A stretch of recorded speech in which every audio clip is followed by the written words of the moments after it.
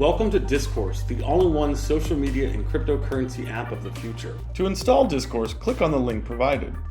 Once it opens up, click in the top right-hand corner and Open in Browser. Then click on the Download for Android button and allow the APK to install to your phone. Android phones will then take you to your security settings, and you will have to manually select Yes to install apps from unknown sources. Click the button and then hit OK. Now the Discourse app will install directly to your phone. Once it has installed, find the Discourse app on your phone and click on it to open the app. You will then be taken to the opening screen where you can press the button to sign up for a new account. First, you will select your region or country, then you will enter your phone number, and then you must enter a password. Once you have done all of this, press the sign up button at the bottom of the screen. A message will then pop up on your screen and tell you that you will receive a text message to verify that your phone number is an actual working phone number.